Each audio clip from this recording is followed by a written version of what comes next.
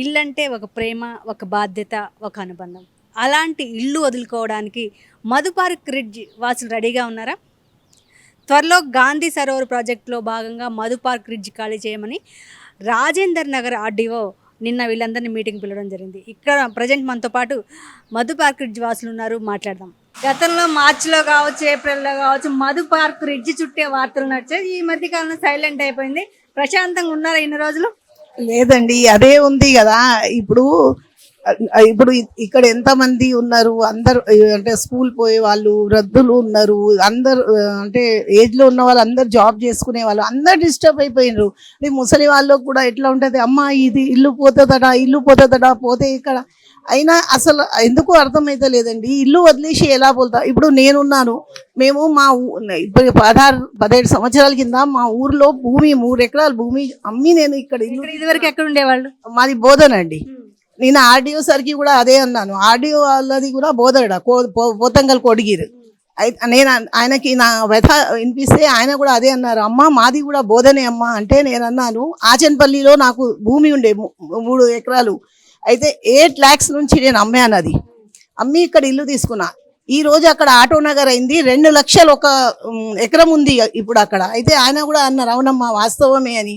అయితే నేను అక్కడ నష్టపోయాను, కానీ నేను ఇల్లు తీసుకున్నప్పుడు అక్కడ అంటే రేట్ పెరుగుతప్పుడు కూడా నేను బాధపడలే. పోనీలే, అది మన అదృష్టంలో లేదు, అమ్మినప్పుడు ఎక్కువైంది అనుకున్నా. నేను 15 years నుంచి ఇక్కడ ఉన్నానమ్మా. ఇప్పుడు అది పోయింది, ఇది కూడా ఇల్లు ఉండదంటే నేను ఎక్కడ పోవాలా? నాకు ఆరోగ్యం బాగుండదు, నేను క్యాన్సర్ పేషెంట్ని. నాకు ఇప్పుడు మల్టిపుల్ ప్రాబ్లమ్స్ ఉన్నాయి. ఇప్పుడు ఇక్కడ అంటే హాస్పిటల్ దగ్గర ఉంది, మా బాబు ఒక్కడు సంపాదించేవాడు. ఇప్పుడు ఇల్లు వదిలేసి పోవాలా అంటే మేము ఉన్న భూమి అక్కడ అమ్ముకున్నాం. ఇప్పుడు ఈయన ఏమి ఇస్తాడు, ఏం చేస్తాడు, ఏం భరోసా లేదు. అయినా ఆయన ఇచ్చిన దాంట్లో అక్కడ మాకు ఏం ఇల్లు వస్తుందని కూడా భరోసా లేదు. మరి ఎందుకు తీసుకున్నాడమ్మా? మేము ఉన్నదానికి ఉంటాం, మేము పోయి మాకేం లేదు మీరు ఇవ్వండి అని అడుగుతలేము కదా. అడుగుతున్నామా మేమన్నా పోయి సీఎం గారు మాకేమన్నా ఇవ్వండి, మాకు సరిపోతలేదని అడుగుతాం లేదా? మేము ఉన్న దాంట్లో మేము ఉంటామమ్మా, మాకు వదిలేస్తే చాలా బాగుంటది అని అది ఒకటే ప్రార్థన, ఇంకేం లేదమ్మా. సీఎంఏ చెప్పారు అసెంబ్లీ సాక్షిగా మధుపార్క్ రిడ్జ్ వదిలేస్తామన్నప్పుడు, మరి సీఎంకు తెలియకుండానే ఆర్డీఓ నోటీస్ ఇచ్చారనుకోవచ్చా? ఎట్లా ఇస్తారమ్మా? ఆయన పర్మిషన్ లేకుండా ఎట్లా ఇస్తారు చెప్పండి? మేము ఎప్పుడు ఆయనకు ఒక చిన్న తమ్ముళ్ళలాగా అట్లా అనుకున్నాం, కానీ మాకు ఇట్లా ఇల్లు వాకిలు అంతా వదిలేసి ఎక్కడో పంపిస్తారని మేము అనుకోలేదమ్మా. సరే, ఆయన అన్న దాంట్లో కూడా వాస్తవం లేదు కదా.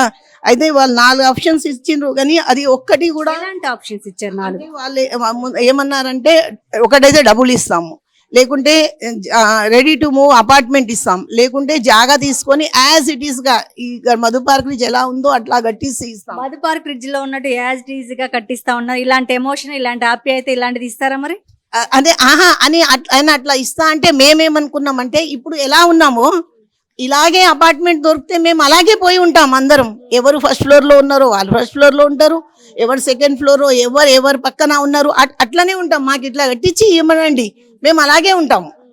ఇప్పుడు కూడా అదే అంటే అదే ప్రేమతోని అదే దీంతోని ఉంటాం.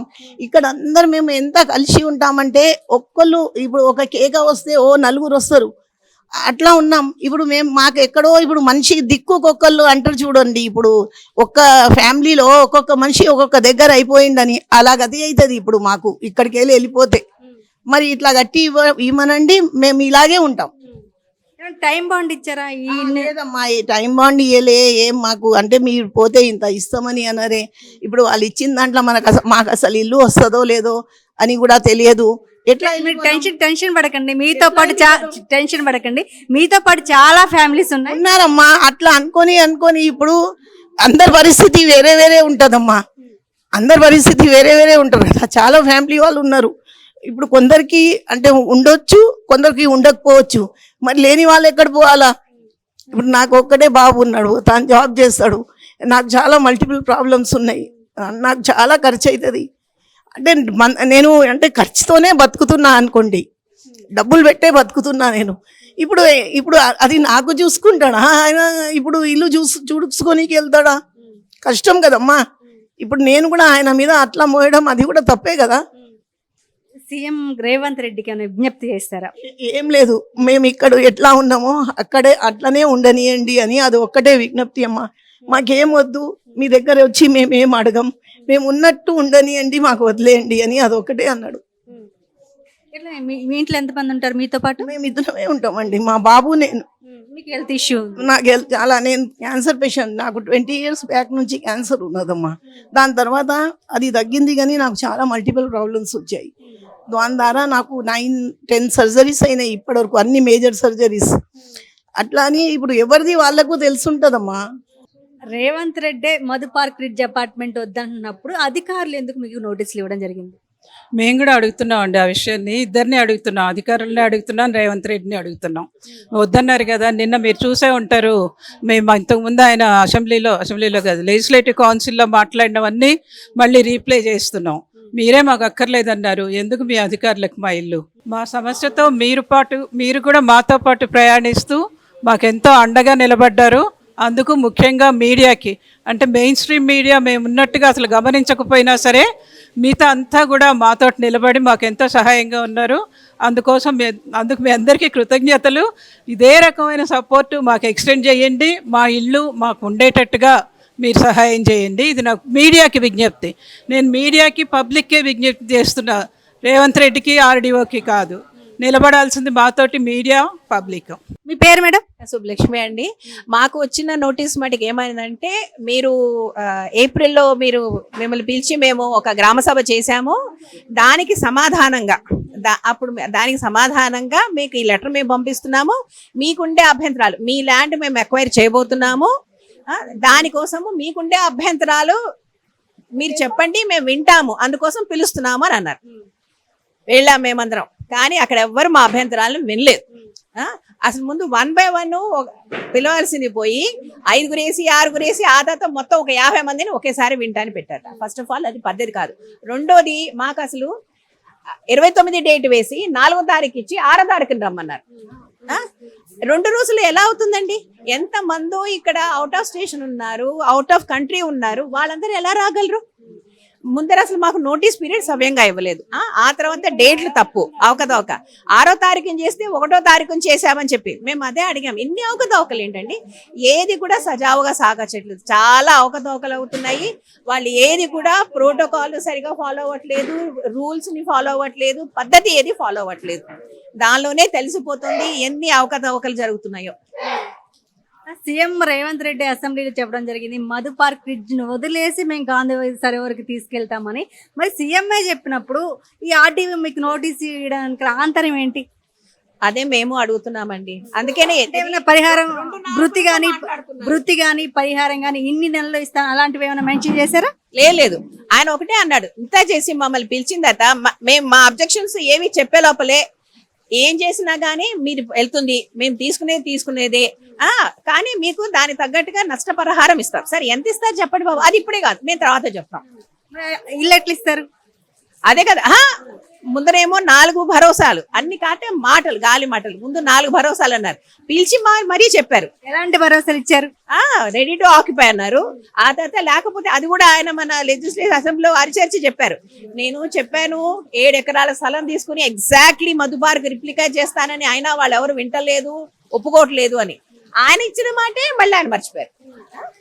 ఇంత మరీ మార్చిపోతే మరి గాల్లో తోసేస్తే ఎట్లాగండి? ఇంత నిలకడ లేకుండా, ఇంత నిజాయితీ లేకుండా, దిస్ ఇస్ నాట్ డన్. దాదాపు నిన్న మధు పార్క్ రిడ్జి అపార్ట్మెంట్ వాళ్ళు ఎంతమంది వరకు అక్కడికి వెళ్ళడం జరిగింది? అసలు యాక్చువల్గా మేమున్న 450లో అందరికీ నోటీసులు రాలేదండి. మా బి బ్లాక్ లో నుంచి ఒక 150 మందికి వచ్చింది. ఏ బ్లాక్ లో కూడా మొత్తం అందరికీ రాలేదని విన్నాము. దొరికిన వాళ్ళందరూ ఉన్న వాళ్ళందరూ వెళ్ళారు. మేము దగ్గర ఒక 150 మంది వెళ్ళాం. కొంతమందికి నోటీసులు ఇచ్చి కొంతమంది ఇవ్వడానికి కారణం ఏమైనా ఉందంటారా?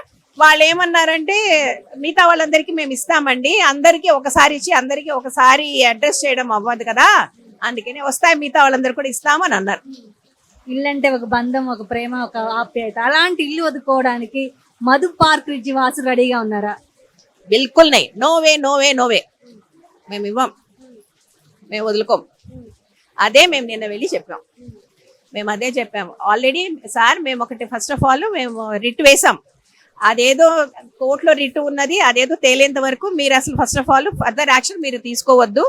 కానీ దాని మీద కూడా మేము మీ అందరికీ స్పష్టంగా చెప్పదలుచుకున్నాము, మేము ఎవరం మా ఇల్లు ఇవ్వడానికి సిద్ధంగా లేము. అని చెప్పేసి వచ్చాం. ఎట్లా ఆర్డీఓ నిన్న నోటీస్ ఇవ్వడం జరిగింది, ఎలాంటి అంశాలు ప్రస్తావించడం జరిగింది? సేమ్ థింగ్, ప్రొసీజరల్గా వాళ్ళు చేయాల్సినవి చేశారు.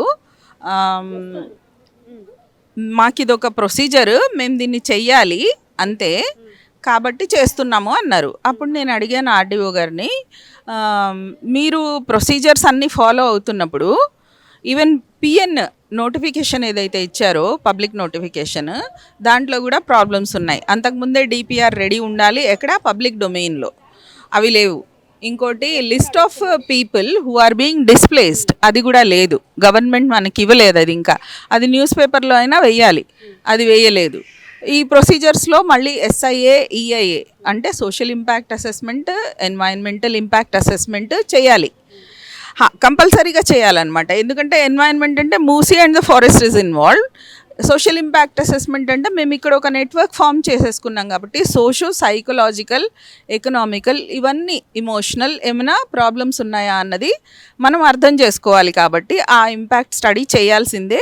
100 ఫ్యామిలీస్ ఉండే విలేజ్లో కూడా అది మ్యాండేటరీ యాక్ట్ ప్రకారం, 13 యాక్ట్ ప్రకారం R&R. కానీ అది ఇక్కడ మేము 425 ఉన్నాం కదా, it is compulsory, they have to conduct that study and give it to the higher ups. ఇట్లా జరుగుతుంది ఇక్కడ అని చెప్పి స్టడీ చేయాలి. ఈ స్టడీ అక్కర్లేదు అంటే ఇండస్ట్రియల్ కారిడార్ కోసం ఎక్స్పిడిట్ చేయడానికి పనులకి కేటీఆర్ అది పెట్టారు అమెండ్మెంట్ 16లో. ఆ 16 అమెండ్మెంట్ని రెసిడెన్షియల్ అర్బన్ ఏరియాలో ఇది వాడడానికి వీల్లేదు. ఇక్కడ ఇది కంపల్సరీగా చేయాలి, ఎందుకంటే ఇక్కడ రెసిడెన్షియల్ ఫ్యామిలీస్ ఇన్వాల్వ్. ఇక్కడ 60% పైన పెద్దవారు ఉన్నారు, సీనియర్ సిటిజన్స్. అందులో భార్య వెళ్ళిపోయి భర్త వెళ్ళిపోయి ఉన్న వాళ్ళు ఉన్నారు, పిల్లలు అమెరికాలో ఉన్నారు. వాళ్ళు వస్తారో రారో తెలీదు. ఇప్పుడు నాకు గబుక్కుని మందులు కావాలి, నేను చాలా పెద్దదాన్ని అనుకోండి, గబుక్కుని మందులు కావాలి, ఆవిడకి ఎవరికో ఫోన్ చేస్తాను, వాళ్ళు కదా నాకు పంపించేది. నా పిల్లలు వచ్చి అమెరికా నుంచి ఇవ్వరు, పోయిన వారు ఎవరు రారు, అవునా? So how can he destroy this social network? ఇప్పుడు డబ్బులు ఇస్తామంటున్నారు, ఇక్కడ డబ్బులు ఇస్తే చెట్టుకోరు పుట్టకోరు ఎక్కడెక్కడ వీలైతే అక్కడికి వెళ్ళిపోతారు. మళ్ళీ అక్కడ కొత్త సోషల్ నెట్వర్క్ ఫామ్ చేసుకోవాలి. ఈ వయసులో మళ్ళీ అదంతా వాళ్ళ వల్ల అవుతుందా? ఫస్ట్ థింగ్, మూవింగ్ ఇక్కడ నుంచే చాలా ఇబ్బంది వాళ్ళకి. సన్నగా కృషించిపోయి ఉంటారు చాలామంది. అండ్ ఆర్మీలో పనిచేసిన వాళ్ళు, సైంటిస్టులు, టీచర్లు, డాక్టర్లు, అంత రెస్పెక్టబుల్ సర్వీస్ చేసిన వాళ్ళు అనమాట. How can anybody destroy their lifetime ఎర్నింగ్స్తో కొనుక్కున్న ఒక ఇల్లు, ఇక్కడ ఫామ్ చేసుకున్న సోషల్ నెట్వర్క్ని ఎవరైనా ఎలా డిస్ట్రాయ్ చేయగలరు? నేను అడిగాను ఆర్డీఓ గారిని, మీరు అన్ని స్టెప్స్ ఫాలో అవుతున్నప్పుడు ఎస్ఐఏ ఎందుకు చేయలేదు? ఎస్ఐఏ మాకు ఎగ్జంప్షన్ ఇచ్చారు, ఎగ్జంప్షన్ మీకు వర్తించదు అంటే మా కేసులో వర్తించదు, మీరు చేయాల్సిందే ఎస్ఐఏ అని చెప్పాను. అదొకటి. లిస్ట్ ఆఫ్ ఓనర్స్ ఇవ్వట్లేదు. ఇంకోటి, వాళ్ళు రిక్విజిషన్ ఆఫీసర్కి ఒక రిక్వెస్ట్ లెటర్ పంపించాలి. అప్పుడు ఆయనకి హక్కు వస్తుంది అక్విజిషన్ చేసుకోవడానికి, అంటే అధికారికంగా. ఆ కాపీ ఒకటి నాకు ఇవ్వండి అంటే, మీ పేరేంటి అంటే శశిరేఖ మాని, నేను అడ్వకేట్ని అని చెప్తే, I will give it to you madam అని అన్నాడు. నేను ఆయన రూమ్ దగ్గరికి వెళ్ళేసరికి ఆయన లేనే లేడు. ఇప్పుడు ఆర్టీఏలో వేసి ఆ కాపీ తీసుకోవాలి, which is necessary for us to have. అయితే ఇప్పటికీ మా బిల్డింగ్లో సాహిల్ అనే అబ్బాయి చాలామంది ఆర్టీఐ వేశారు, 4 క్వశ్చన్స్ వేశారు, దేనికి కూడా ఆన్సర్ రాలేదు. కానీ దాని ఫర్దర్ ప్రొసీజర్ వాళ్ళకి తెలీదు, వాళ్ళు లీగల్ పీపుల్ కాదు కాబట్టి. నన్ను అడిగితే నేను చెప్తాను, ఇంకా ఆర్టీఐ నుంచి ఆన్సర్ రాకపోతే ఏం చేయాలి? కంపల్సరీగా 15 డేస్లో జవాబు ఇవ్వాల్సిందే ఆర్టీఐలో, అవునా? అది మీకు తెలుసు. మీరు ఇల్లులో నష్టం చేయకుండా ఏ ప్రాజెక్ట్ చేయండి, మీకు ఎవరు ఆపరు. మీరు ఏం చేయాలన్నా మీరు చేయండి. మా ట్యాక్సులు తీసుకొని మా ఇల్లులో మీరు ప్రొటెక్ట్ చేయాలి, కానీ మా ఇల్లులే తీసుకుంటే ఎలా? ఆ ట్యాక్సులు కూడా తీసుకుంటారు, ఇల్లులు కూడా తీసుకుంటారు. మరి మేము ఎక్కడికి వెళ్ళాలి? ఇలాంటి గవర్నమెంట్ ఉంటే ఎలా? మా అపార్ట్మెంట్ని 0 వాల్యూ చేస్తున్నారు. మీ 0 వాల్యూ అయ్యేదాకా మేము ఆపుతాం, మేము చూస్తాము. మీ 0 వాల్యూ కూడా అవుతుంది ఒక్కరోజు. మీ అపార్ట్మెంట్ బఫర్ జోన్లో లేదు, అది కూడా చెప్పాలనుకుంటున్నా. బఫర్ జోన్ ఫుల్, అసలు మూసి రెయిన్స్ వస్తే మూసి మొత్తం ఫ్లడ్ అయిపోతుంది. ఒకసారి మూసి చూపియండి. ఇన్ని రోజులు జూన్, జూలై, ఆగస్ట్, ఇప్పుడు ఆగస్ట్ నడుస్తుంది, ఫుల్ రెయిన్స్ వచ్చాయి. ఒకసారి మూసి వెనక చూపియండి వీడియో, ఎక్కడ ఉన్నాయి నీళ్ళు?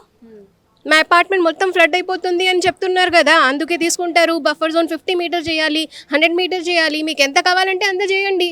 మీ గవర్నమెంట్ ఉందని కదా, ఒకసారి చూపియండి. ఒకసారి నీళ్ళు ఎక్కడ వెళ్తున్నాయో, అసలు కొంచెం నీళ్ళు కూడా లేవు అక్కడ.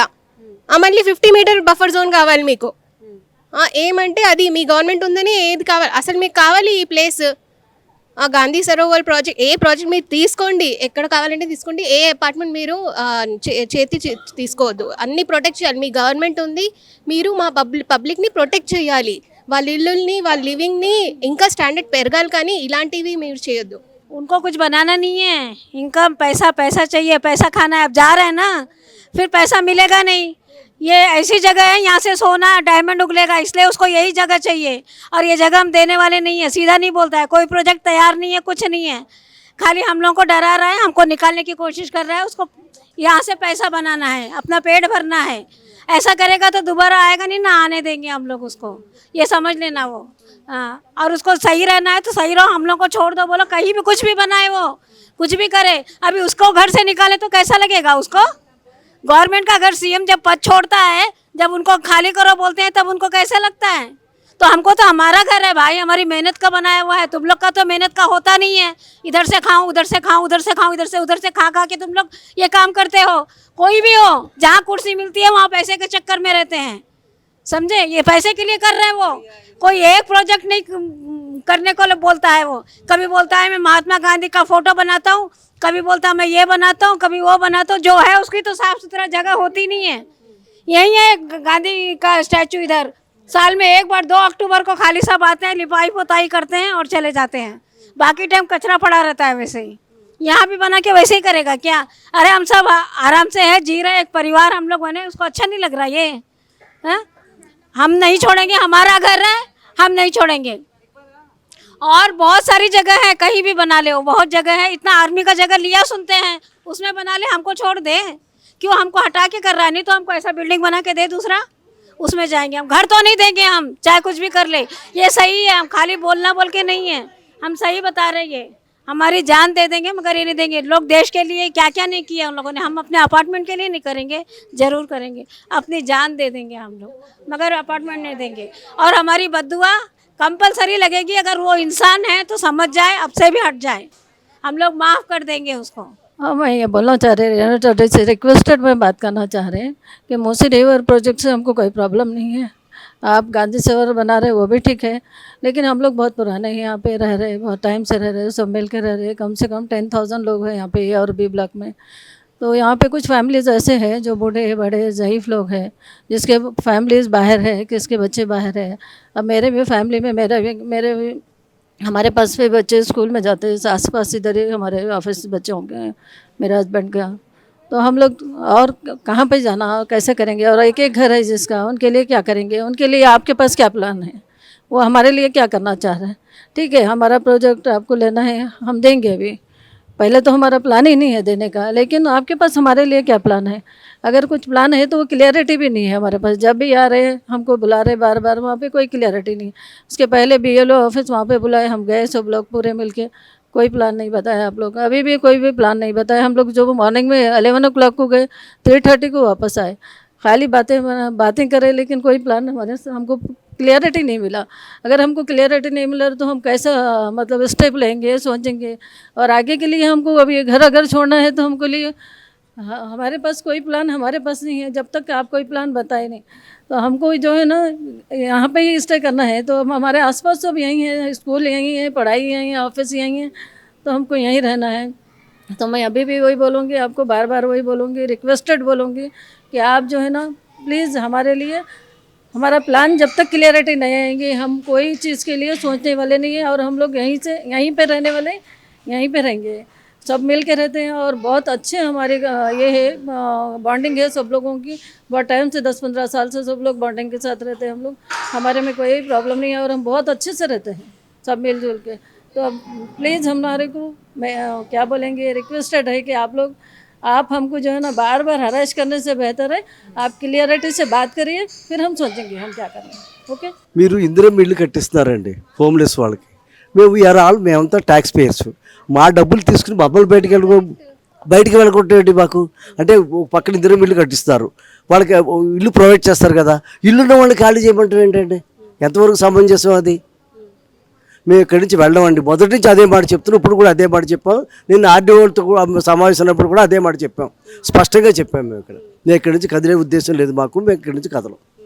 సార్ గతంలో వెంకటరెడ్డి అని ఆర్డీవీ ఉండేవాళ్ళు, మీకు ఇంత ఇస్తామని చెప్పడం జరిగింది. మరి నేను అప్పట్లో 2-3 ఆప్షన్లు చెప్పారండి. అంటే ఎక్కడున్నా మీకు ఇదే సేమ్ ఎన్ని ఎకరాలు ఉన్నాయో అన్ని ఎకరాలు మేము ప్రొవైడ్ చేస్తాము, ఇల్లు కట్టిస్తామని చెప్పన్నారు. అదొక ఆప్షన్ చెప్పారు.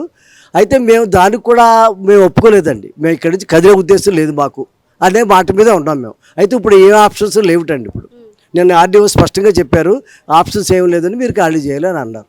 మేము ఖాళీ చేయమని చెప్పాం, అదే మాట మీద స్పష్టంగా ఉన్నాం. ఎప్పుడు అదే మాట చెప్తాం. అది మీరు ఖాళీ చేయమన్నారు, మరి ఆర్డీవీ ఏమన్నారు? ఆర్డీఓ అంటే మేము government is ready to take అని చెప్తున్నారండి. అంతవరకే వాడు చెప్పారు, ఇంక మిగతా ఏ విషయాలు మాట్లాడలేదు. అది విషయం. సీఎం రేవంత్ రెడ్డి అసెంబ్లీ సాక్షిగా మధు పార్క్ రిడ్జి వదిలేసి చెప్పారు. అది కూడా చూపించాం ఆయనకి, ఆర్డీఓ గారికి అది కూడా చెప్పాం. రేవంత్ రెడ్డి గారు ఒక మాట చెప్తున్నారు, మీరు ఒక మాట చెప్తున్నారు, మాకు ఈ రెండింటికి కొరిలేషన్ అవ్వట్లేదు, ఏంటి పరిస్థితి అని చెప్పి అడిగామండి. ఆయన ఏం సమాధానం చెప్పలేపారు. అది విషయం. గాంధీ సరోవర్ కట్టడానికి మధు పార్క్ రిడ్జ్ అపార్ట్మెంట్ కంపల్సరీగా అవసరమా? అవసరం లేదండి మా దృష్టిలో అయితే. ఎందుకంటే ఎంఆర్సీడీ ప్రాజెక్ట్ రిపోర్ట్లో ఎక్కడా కూడా ఇక్కడ గాంధీ ప్రాజెక్ట్ వస్తుందని లేదండి. ఇక్కడ బిల్డింగ్ వస్తున్నప్పుడు మాకు ముందు బఫర్ జోన్ అని భయపెట్టారు. అప్పుడు నేను అడిగితే బఫర్ జోన్ మీకు సంబంధం లేదంటున్నారు.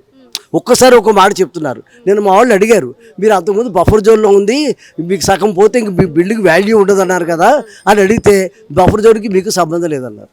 మరి ఇప్పుడు ఏమంటున్నారు? ఇప్పుడు ఇదే చెప్తాను. వాళ్ళు చెప్పే పాయింట్ ఒకటేనండి, మేము తప్పకుండా డెఫినెట్గా తీసుకుంటామని. మేము చెప్పే మాట మేము ఇవ్వమని చెప్పేసి ఇది గాంధీ సరోవర్ వద్దు, బఫర్ జోన్ లో లేదు అంటున్నారు.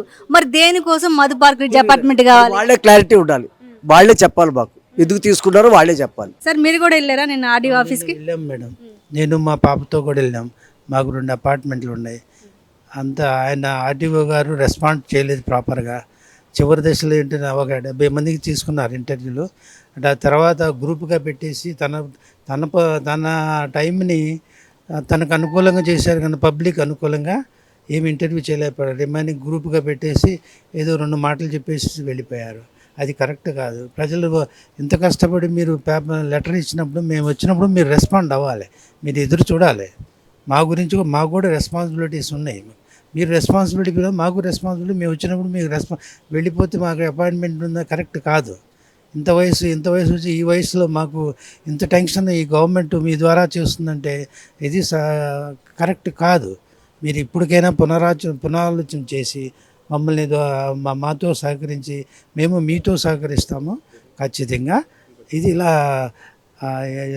హ్యాపీగా ఉందాం. అంతేగాని మీరేదో మమ్మల్ని భయపెట్టేస్తే మేము అపార్ట్మెంట్ ఇచ్చే పరిస్థితుల్లో లేము, ఇవ్వము కూడా.